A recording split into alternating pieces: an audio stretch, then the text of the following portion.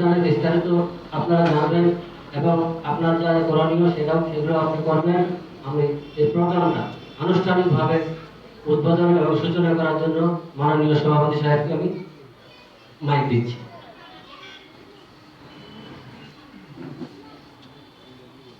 সবাইকে নমস্কার। মাননীয় মুখ্যমন্ত্রী মমতা বন্দ্যোপাধ্যায়ের অনুপ্রেরণায় বাংলার বাড়ি আমাদের বংশিয়ারি ব্লকে টোটাল 2660খানা নামের লিস্ট আমাদের ছিল। তার মধ্যে আমরা 2394 জন বেনিফিশিয়ারিকে আমরা ঘর দিচ্ছি। এই ঘরগুলোর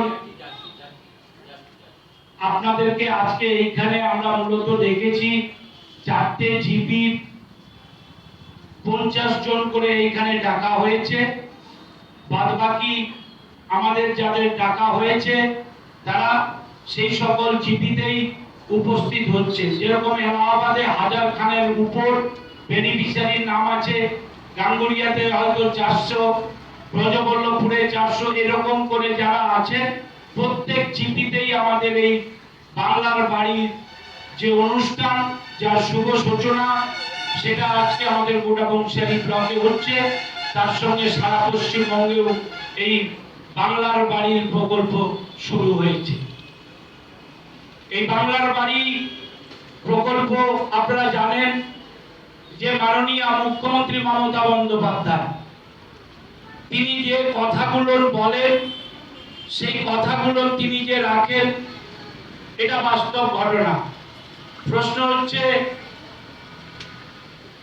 আমাদের ভারতবর্ষের যে সরকার আছে এই বাংলার বাড়ির টাকা দেওয়ার ক্ষেত্রে তাদের 60% টাকা দেওয়ার কথা, কিন্তু আপনারা সবাই অবগত আছেন যে পশ্চিমবঙ্গকে ভাতে মারা হোক কিংবা বাড়ির দিক দিয়ে না দেওয়া হোক, তাদের এই পরিকল্পনা। তারা কিন্তু টাকা দিলেন না।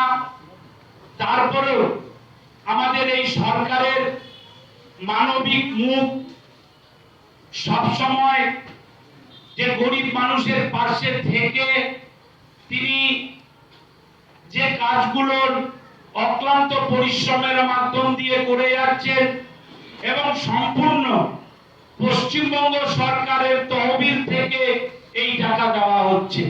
তার জন্য একটা হাততালি হবে না? আপনারা একটা হাততালি দিবেন না মুখ্যমন্ত্রী মমতা বন্দ্যোপাধ্যায়কে, যে কেন্দ্রীয় সরকারের বঞ্চনার পরেও তারপরেও তিনি এই টাকাগুলো আপনাদেরকে দিলেন। কেন দিলেন? যে আপনাদের পক্ষে সম্ভব নয় যে একটা বাড়ি করা। উনি চাইছেন যে 1,20,000 টাকা।